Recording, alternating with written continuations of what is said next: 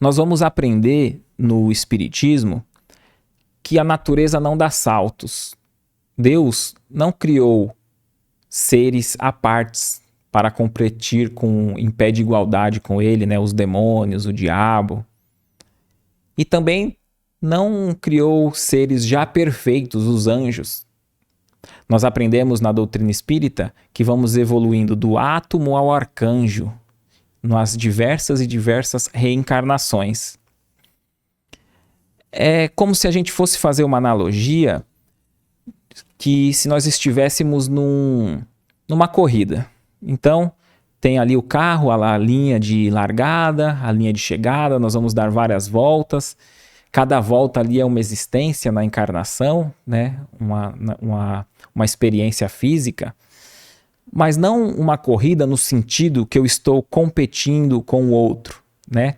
Senão a gente vai cometer o erro, como naquele desenho animado, né? Não sei se você já viu, né? Pode colocar aqui até nos comentários, da Corrida Maluca, né?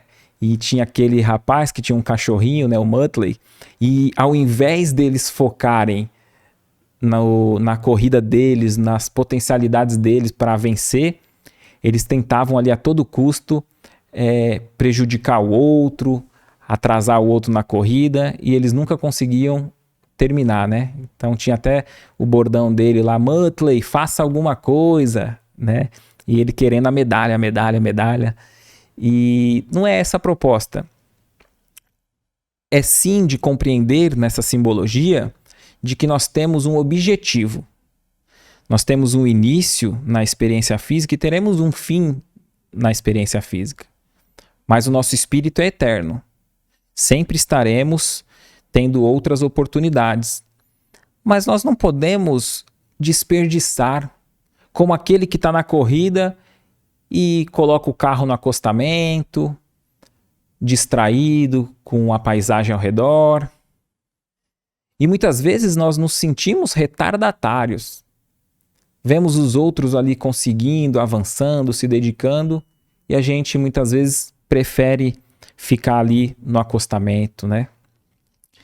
E você vê que na analogia da corrida, após o rapaz do desenho animado ali, né, não tratar de se dedicar à sua melhoria, tentando sempre prejudicar o outro, no final ele pedia uma ajuda externa, né? Faça alguma coisa. E será que às vezes nós mesmos não cometemos esse erro? Nós estamos na nossa jornada física, preferimos a acomodação, o acostamento,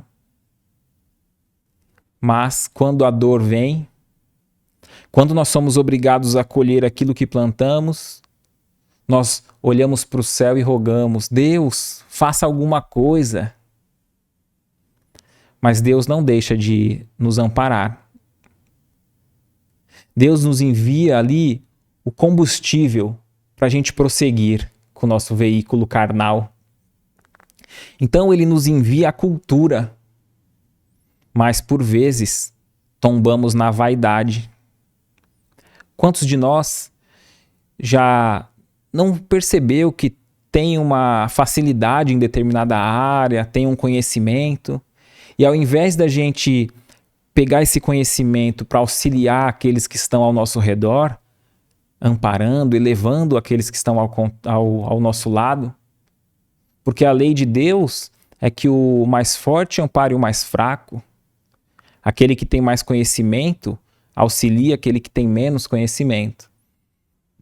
Mas não, invariavelmente preferimos a vaidade.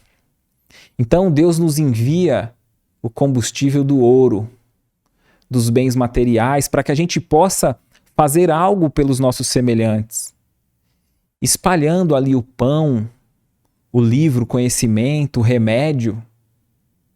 Mas, em posse desse ouro, preferimos a usura. Acreditamos intimamente que fomos escolhidos por Deus, como se tivéssemos mais méritos que os outros. E tombamos no egoísmo, na usura, deixando de espalhar as bênçãos, acumulando para si próprio. E Deus nos envia o combustível da fé. Mas nós preferimos a dúvida. Porque Emmanuel assevera que os dias de testemunho da fé não são aqueles dias de sol, de alegria, em que tudo dá certo. O dia do testemunho da fé é nos dias de nuvem, de tempestade, de dor. Mas a gente ainda está com a fé fragilizada muitas vezes e elegemos a dúvida como um guia. Deus nos dá o combustível, a bênção da autoridade. E ao invés, muitas vezes, da gente fazer um bom uso para o bem coletivo, nos utilizamos da autoridade cometendo injustiças. E Deus nos dispõe do dom de ajudar. E todos nós temos esse dom de ajudar e podemos ajudar aqueles que estão ao nosso redor. Mas muitas vezes preferimos o palanque da crítica. E nós vamos ver muitas vezes, nos nossos grupos sociais, seja na sua casa, no seu trabalho, no seu grupo religioso, grupo de voluntários, enfim. Aquele que mais critica é o que menos contribui. Porque aqueles que mais ajudam, colocam em prática o dom de ajudar, não tem tempo, não sobra tempo para criticar. Então a gente tem que fazer essa reflexão e analisar se nós estamos preferindo o palanque da crítica ao invés de desenvolver o dom do auxílio, da caridade. Então Deus nos concede o combustível, a bênção do tempo em nosso favor. Nós preferimos puxar o freio de mão da ociosidade, da inutilidade.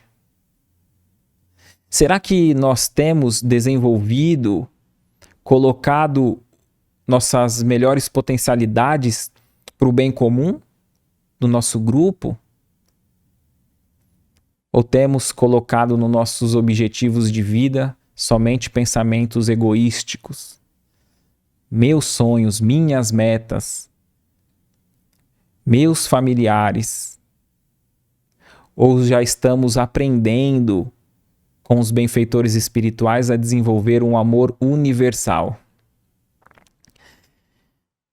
Muitas vezes nós chegamos até a duvidar que esse percurso a percorrer é possível. Nos sentimos com muita dificuldade, acreditamos muitas vezes ser até impossível a conclusão desse percurso. Então, como na questão 625 que mencionamos anteriormente, o tipo mais perfeito que Deus tem oferecido ao homem, é então que Deus envia o que até hoje foi para nós o melhor piloto, aquele que mais exemplificou como nós devemos percorrer a jornada terrena. E esse melhor piloto veio no mesmo veículo que o nosso, testemunhar, o veículo carnal, em carne e osso. Pois ele poderia ter enviado ali tantos e tantos outros espíritos elevados, para servir de exemplo para nós, como até hoje temos, mas ele próprio, o Cristo, o governador planetário, veio e exemplificou como seguir uma vida correta de moralidade. O que você achou desse corte? Coloca aqui nos comentários a sua opinião sobre esse tema. Para ver o episódio completo, é só pesquisar Recomeçar Podcast Espírita. E caso tenha ficado alguma dúvida sobre a doutrina espírita, é perfeitamente normal. Procure ler as obras de Allan Kardec.